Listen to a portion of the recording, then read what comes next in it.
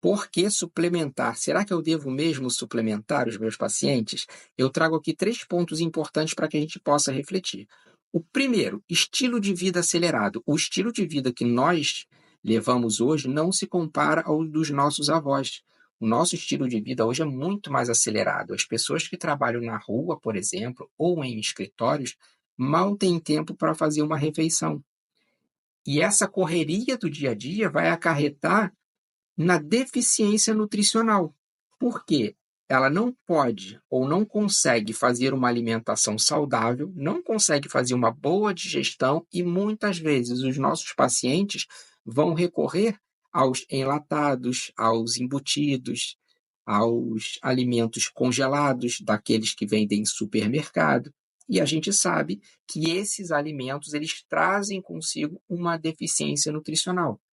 E para preencher essa lacuna nutricional, a gente lança a mão da suplementação como complemento de uma alimentação. Os fast foods empacotados, enlatados, todos esses produtos alimentícios, eles satisfazem, mas acabam que eles não nutrem.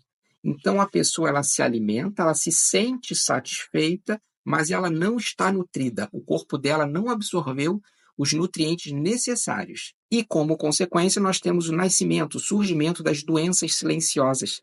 Hoje a gente não percebe que elas estão surgindo.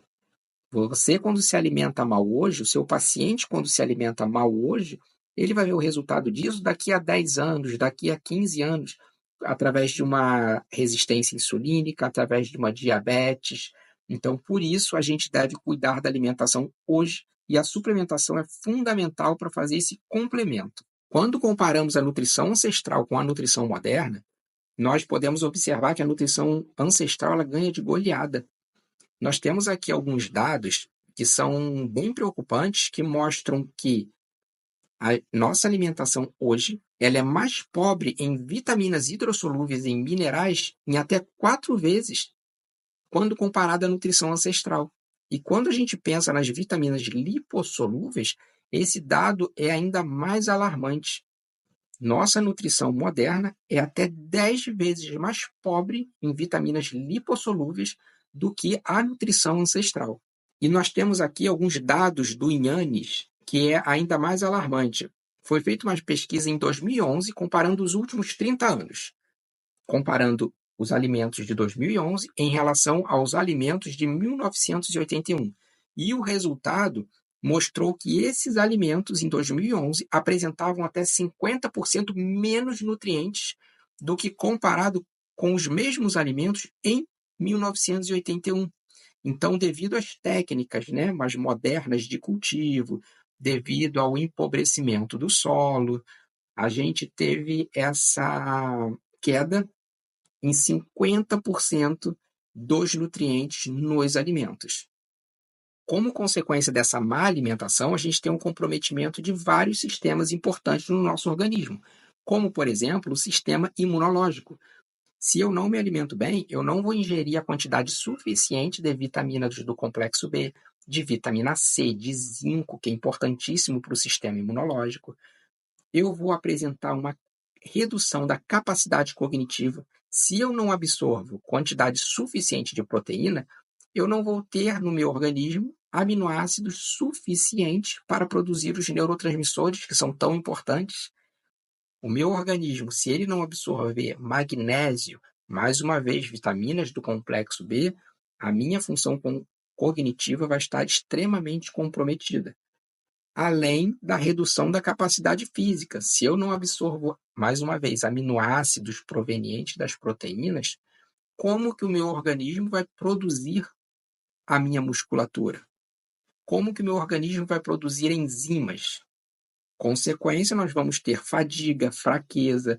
E no Brasil, a gente tem uma questão ainda mais preocupante, ou tão preocupante quanto, que é a questão da anemia ferropriva, que acomete tantas pessoas, tantas mulheres, tantas crianças, devido à deficiência de ingestão de ferro. Vitamina A em crianças também é algo bem preocupante. A vitamina A, a gente sabe da importância dela na saúde ocular. Então, a ingestão desses suplementos, dessas vitaminas, esses minerais são fundamentais para o bom funcionamento do nosso organismo. E se eu não me alimento bem, se o meu paciente não se alimenta bem, ele vai estar em déficit de todos esses elementos importantíssimos. Dessa forma, então, é muito interessante a gente ter os suplementos como aliados na nossa prática clínica. De maneira nenhuma, os suplementos vão substituir os alimentos. A alimentação é e sempre vai ser o mais importante, mas devido a todos esses problemas que nós conversamos até aqui, a suplementação ela passa a ser fundamental. Aqui eu trouxe alguns suplementos, mas a gente vai discorrer de cada um deles de forma bem sucinta, bem detalhada ao longo do nosso curso de suplementação. Suporte à energia, por exemplo, a gente não pode abrir mão de uma coenzima Q10, magnésio, creatina, tantos estudos já publicados sobre a creatina, PQQ, fortalecimento da imunidade, vitamina D, vitamina C, zinco, a gente tem a quercetina, beta-glucanas, para recuperação física, proteínas, aminoácidos, pool de aminoácidos, existem formulações magistrais que nós podemos prescrever para os nossos pacientes, que vão fazer com que o nosso corpo consiga absorver aqueles aminoácidos que muitas vezes são carentes na dieta do nosso paciente. Eu vou trazer aqui para vocês alguns suplementos, mas fiquem tranquilos, porque a gente vai ver cada um desses suplementos de forma muito detalhada ao longo do nosso curso de suplementação. Aqui é só para dar uma visão geral para vocês e já trazer à luz essa importância de suplementar os nossos pacientes. Primeiro suplemento que eu trago aqui é o magnésio. O magnésio, estamos carecas de saber que ele é responsável por mais de 300 reações bioquímicas no nosso organismo.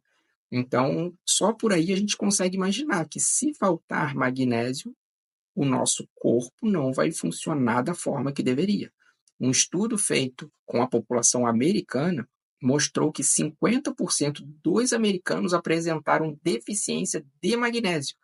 Quando a gente pensa no Brasil, a gente imagina que esse problema possa ser ainda maior. Por quê? Porque o nosso solo é pobre em solo vulcânico.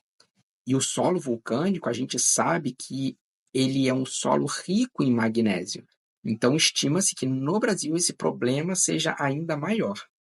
E para mostrar a importância do magnésio, vejamos aqui, se faltar magnésio no meu organismo, o que eu posso ter? Câimbras, pressão arterial elevada, a gente sabe que o magnésio é importantíssimo no controle da pressão arterial, importantíssimo na produção da energia mitocondrial, ele entra ali na cadeia transportadora de elétrons, síntese de proteínas, sem magnésio não tem como haver síntese de proteínas, e além do sono, ansiedade, a gente sabe da importância do magnésio para essa questão de insônia. Nesse caso específico, a gente usa muito magnésio treonato, por ele ter a característica de conseguir ultrapassar a barreira hematoencefálica. Na questão da pressão arterial, eu gosto de optar sempre pelo magnésio bisglicinato, porque ele tem uma concentração maior em magnésio. Então, tudo isso a gente vai aprender ao longo do nosso curso. Quais os tipos de magnésio, qual o magnésio ideal para cada uma das vias metabólicas, tudo isso a gente vai aprender de forma detalhada. E com relação ao doseamento do magnésio sérico, a gente tem a concentração de 1,92 miligramas por decilitro, que já mostra uma deficiência de magnésio. Mas a melhor forma de avaliar ainda é através do magnésio intraeritrocitário. O ferro é um outro mineral extremamente importante e a falta de ferro é comum. Aqui no Brasil, 28% das mulheres grávidas e 20% das crianças apresentam deficiência de ferro. E quando a gente pensa na população mundial, esses dados são ainda maiores. 30% da população mundial apresenta carência desse mineral. E por que é que eu preciso ter níveis de ferro adequado. Por que é que eu preciso suplementar ferro? O ferro a gente sabe que é importantíssimo na produção, né, dos nossos glóbulos vermelhos, que ajudam a transportar o oxigênio pelo corpo. O ferro é importantíssimo na função cognitiva. A gente observa em exames onde a ferritina está abaixo de 50, 40, quando a ferritina está 30. A gente observa em nossos pacientes falta de foco, memória, concentração, e isso é muito perigoso, ainda mais quando a gente pensa em criança, quando a gente pensa em idoso, quando a gente pensa em gestante. E outra questão também bem interessante e que muita gente não fala é em relação à tireoide. A falta de ferro está diretamente ligada a um declínio da função da tireoide. E é sempre interessante lembrar que quando a gente fala desse mineral tão importante que é o ferro, a gente não pode se preocupar apenas em pedir o exame do ferro sérico para o nosso paciente. A gente precisa avaliar a ferritina, a saturação da transferrina, para ter uma análise, uma resposta ainda mais precisa. E aqui eu trouxe para vocês algumas fontes de ferro: carnes, principalmente as vísceras, algumas leguminosas, e os vegetais, principalmente aqueles com as folhas escuras. O ômega 3 é um dos suplementos que eu não fico sem, e é um ácido graxo essencial importantíssimo e que o nosso corpo não produz. Por isso a importância da sua suplementação. Estima-se que 68% da população mundial ingere menos ômega 3 do que o recomendado. O ômega 3 a gente sabe que ele tem a sua fração EPA e a sua fração DHA, e quando a gente pensa em EPA, a gente sabe que ele está ligado ali ao mecanismo de ação relacionado ao aspecto inflamatório e doenças cardiovasculares, melhorando ali os biomarcadores. E a fração DHA está ligada à função cerebral, neurocognitiva. E onde a gente encontra o ômega 3?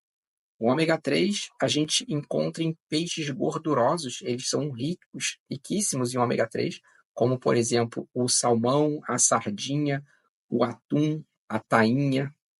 Encontramos também o ômega 3 em sementes, como, por exemplo, a semente de linhaça, que é excelente, além de ser rica em fibras e antioxidantes. Oleaginosas, como nozes, macadâmia, também são excelentes fontes de ômega 3. E como benefícios do ômega 3, a gente pode trazer, por exemplo, a redução da pressão arterial. Olha que legal, a gente já comentou do magnésio, trazendo esse benefício na redução da pressão arterial. E a gente tem agora também o ômega 3 que pode auxiliar nessa questão cardiovascular. Otimização da qualidade do colesterol LDL e redução da peroxidação lipídica, melhorando a saúde do coração. Tem um estudo que mostra que a suplementação com altas doses de EPA, ômega 3, com alta concentração de EPA, melhorando a placa de ateroma. Então, o ômega 3 ele vai ajudar a prevenir infartos e AVCs e também promove a redução do core lipídico das placas e também maior estabilidade da placa de fibrina.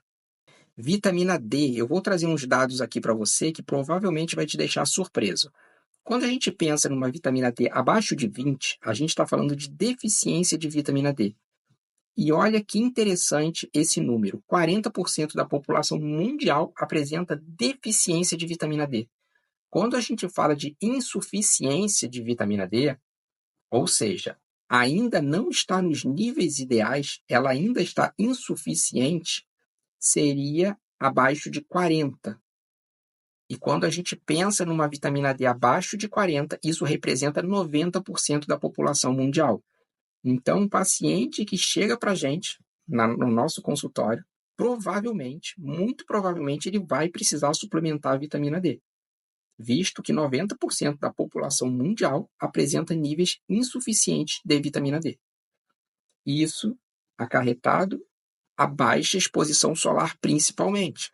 Hoje em dia, muitas pessoas trabalham em escritórios, trabalham em home office, ou não pegam ali, né, os raios solares necessários para elevar os níveis de vitamina D. Então, qual o resultado disso? Primeiramente, enfraquecimento do sistema imunológico. A gente sabe que a vitamina D está diretamente ligado à nossa imunidade. Osteopenia e osteoporose. Nós sabemos que a vitamina D é grande responsável pela absorção do cálcio, além de depressão, insônia, ansiedade, que a gente sabe que vitamina D, baixos níveis de vitamina D estão diretamente ligados também à depressão, ansiedade. Uma coisa que a gente precisa se atentar é em relação à época do ano, o ajuste da dosagem em relação à época do ano. A gente sabe que no inverno os dias são mais curtos, os raios solares eles estão mais inclinados, então a incidência da luz solar é bem menor.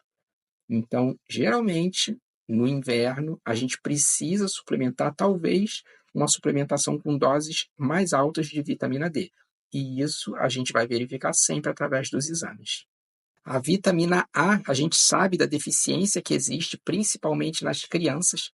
O ideal seria que nós fizéssemos uma campanha no Brasil para suplementar as crianças devido ao risco de cegueira que a falta de vitamina A pode causar, além do risco também para o sistema imune. A gente sabe que quando os níveis de vitamina A estão baixos, nós temos uma baixa também do nosso sistema imune. Então, vitamina A é fundamental, principalmente na saúde da criança. Falando agora de vitaminas do complexo B, eu trago aqui, só para a gente fazer uma breve introdução, duas vitaminas do complexo B que são muito importantes, que é a vitamina B9 e a B12. A vitamina B9, o folato, a gente sabe da importância dele para a saúde fetal, para o desenvolvimento do feto. A gente vê muita prescrição de ácido fólico e a gente sabe que a melhor forma para se escrever é o metilfolato, por já ser a forma ativa. Falando de vitamina B12, a gente vai sempre optar por prescrever, por exemplo, metilcobalamina, ao invés da cianocobalamina, porque a gente sabe que a metilcobalamina também é a forma ativa. E quando a gente fala de B12, a gente pensa na importância, principalmente no sistema nervoso.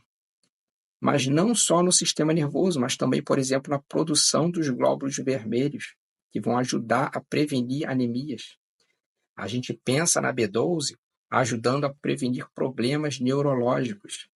E aí a gente vê também a importância dessas vitaminas, principalmente em crianças e em idosos, principalmente por conta do auxílio no desenvolvimento cognitivo. Suplementos proteicos são muito importantes. Existe uma deficiência global na ingestão de proteínas, existe uma dificuldade de acesso a esses alimentos proteicos, porque geralmente eles são caros e afeta, como sempre, né, principalmente as crianças e os idosos. E qual a importância da gente ingerir proteína? Recuperação muscular, a gente sabe que para recuperar a nossa musculatura, a gente precisa da ingestão de proteína, mas não só isso. As proteínas, elas fornecem para o nosso organismo os aminoácidos. E com esses aminoácidos, o nosso corpo vai produzir não só os músculos, mas ele vai usar esses aminoácidos também para produzir diversas enzimas, diversos hormônios, neurotransmissores e diversas outras estruturas bioquímicas que são produzidas a partir dos aminoácidos. Então, se a gente tem uma baixa ingestão de proteína, a gente compromete todo o nosso sistema. Os probióticos, eles não são importantes apenas para promover o crescimento das bactérias benéficas, né, e assim manter a saúde intestinal, mas eles também ajudam a combater os micro-organismos que são prejudiciais para a nossa saúde. Então, como alguns benefícios aqui dos probióticos, a gente tem melhora da digestão dos alimentos, eles melhoram também a absorção dos nutrientes através do nosso intestino, aliviam inchaço e constipação e também ajudam a fortalecer o sistema imunológico através de algumas cepas específicas. Então, a suplementação de probiótico deve ser sempre avaliada, porque existem diferentes cepas e cada uma vai ser eficiente, né? Vai ter o seu melhor aproveitamento para uma determinada situação. Vitamina K2 é outro suplemento, outra vitamina importantíssima. A gente sabe que a vitamina K2 é responsável por promover a saúde óssea Ela regula a absorção de cálcio nos ossos e ajuda a promover uma melhora na força e na densidade óssea. É importante também na saúde cardiovascular e ajuda a prevenir calcificação das artérias e doenças cardíacas. Por quê? Porque a vitamina K2 ela funciona como um GPS do cálcio. Então, sempre que você suplementar a vitamina D, você é obrigado a suplementar K2? Não, você não é obrigado.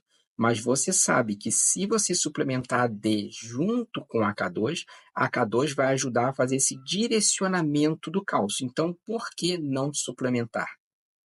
E aqui a gente tem também a cúrcuma, que é um anti-inflamatório natural, poderosíssimo, ajuda muito na questão do alívio da dor e da inflamação. A gente sabe que a inflamação subclínica crônica, ela é uma realidade em grande parte dos pacientes. Então, a cúrcuma vai ajudar a prevenir doenças crônicas, além também de melhorar a função imunológica. A gente já tem centenas de estudos falando dos benefícios da cúrcuma e a gente vai trazer todos eles para vocês aqui ao longo do nosso curso. E para finalizar essa nossa aula, eu trago aqui a creatina. A creatina é um suplemento maravilhoso. Ela ajuda a renovar os nossos estoques de ATP e assim promover mais energia, mas não só apenas para os nossos músculos, mas também para as nossas células do sistema nervoso central, melhorando função cognitiva, melhorando memória, melhorando foco. A creatina não é um suplemento apenas para atleta, apenas para quem faz exercício, para quem quer ter mais força.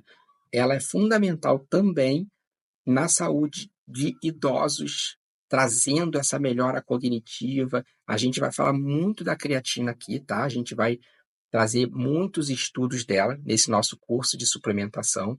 E o importante que eu quero que você fique com essa aula é da importância da gente avaliar o nosso paciente, identificar onde ele está precisando suplementar, qual o tipo de alimentação, o resultado dos exames, pois assim a gente vai poder desenvolver suplementos e formulações magistrais personalizadas para cada tipo dos nossos pacientes. Esse é o nosso curso de suplementação magistral. Fique comigo que teremos muitas aulas interessantes.